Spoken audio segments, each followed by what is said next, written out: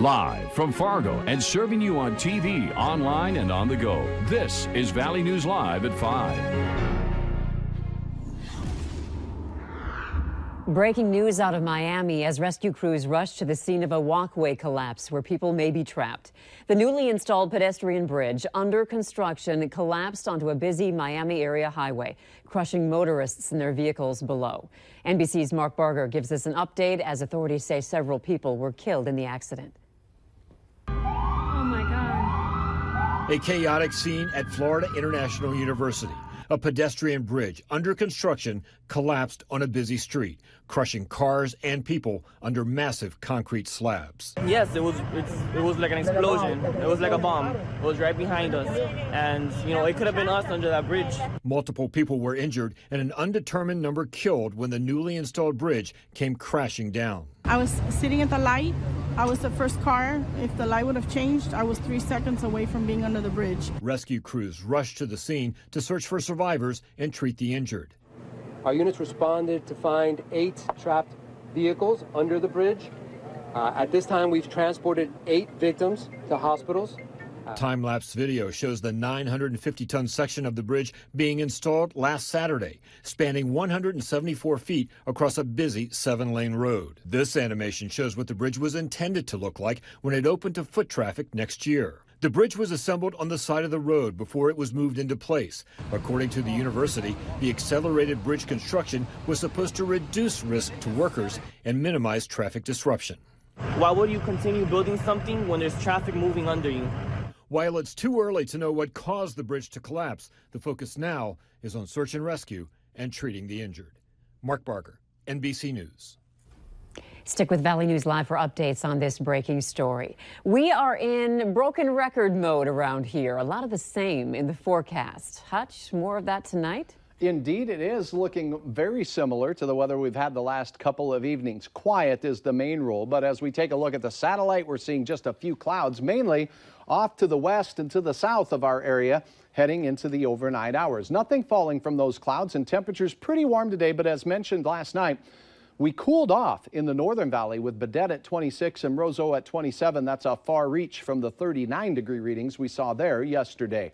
Here are a few clouds across the valley right now in Fargo. When we look off to the west, we see that bank of clouds, but as we shift north and east, crystal clear blue skies are continuing across the valley. Here's a look at your planner. Temperatures staying near 30 as we go through the 7 o'clock hour. Light east winds. Maybe a few of those clouds push their way into the Southern Valley later tonight, with temperatures in the mid-20s. So quiet weather now. Fabulous Friday weather, but we have some snow to talk about in the forecast as spring approaches. We'll do just that in a few moments. More of the same is not always bad. No, exactly. Yeah. All right, thanks, Hutch. Yes. It's costing you thousands of dollars and you may not even realize it. It's pothole season and some roads are so bad, street crews are having to patch up the same road multiple times. Valley News Team's Ryan Laughlin tells us how a rough ride could cost you. There's rough roads throughout Grand Forks. It's going to be a pretty expensive temporary fix. Street crews filling potholes on Cherry Street, one of the worst spots in town. This has already been done once and we're back over it again. Mark Abel says the past 2 springs have made for particularly poor road conditions. It doesn't stay winter for the whole winter. We'll get a 45, 50 degree temperature and then we get moisture and freeze again and then it becomes problematic. But it's not all Mother Nature's fault. This road is probably 70 to 80 years old, and we've put millings over the top of it and grind it down and then put asphalt layer on it. And pretty soon that base starts to wear out. The city has either used cheap temporary fixes or flat out neglected some streets to let them get to this point. Now Abel's crew is trying to keep reapplying Band-Aids. He's already spent $15,000 on pothole filling materials and says he'll likely need more before the season's done. It's not going to be a cheap endeavor by any means. Expect rough rides until you start seeing some major road construction projects completed. From Grand Forks, Ryan Laughlin, Valley News Live. According to AAA, poor road conditions can cause up to $1,000 in maintenance to your vehicle every year. Abel says Cherry Street is scheduled for major road construction in 2019.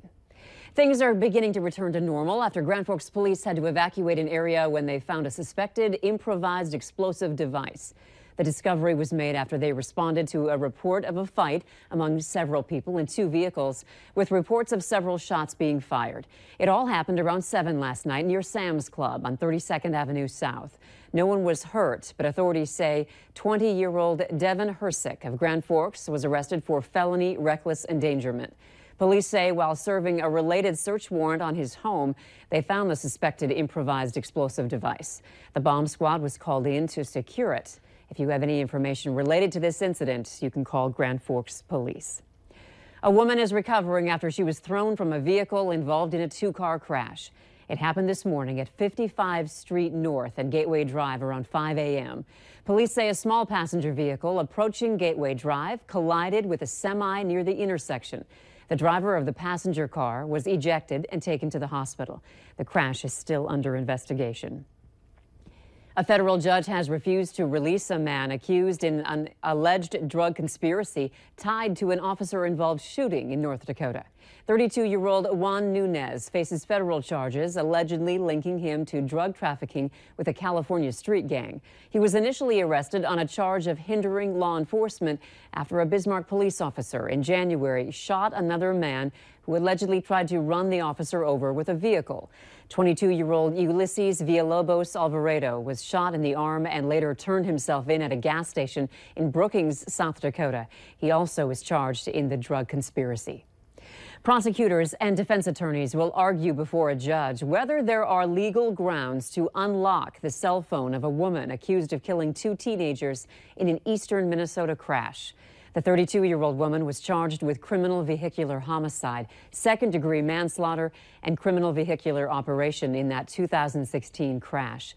The State Patrol says she was driving between 77 and 85 miles per hour in Arden Hills before hitting a car with 3 teenage girls inside. Records show the woman was not talking or texting at the time, but prosecutors want to know if she was using the internet or an app. The woman's attorney says the request to unlock the phone violates her Fifth Amendment rights. North Dakota Democrats are gearing up for election season. The Alaris Center in Grand Forks will hold the Democratic Convention, where their big-ticket speaker on Saturday is Joe Biden. He'll be announcing his support for Heidi Heitkamp's run to keep her seat in the U.S. Senate. But local Democrats say it'll be more than just supporting those at the top of the ticket.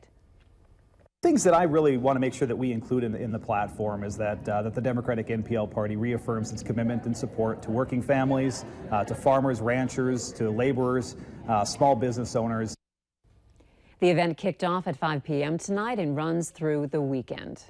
Remember to like Valley News Live on Facebook. You can follow the latest news, weather, and breaking news updates anytime on your feed. Just search Valley News Live, like our page, and you'll stay informed throughout the entire day. Catch some hard-hitting action this weekend as a local team steps onto the rink.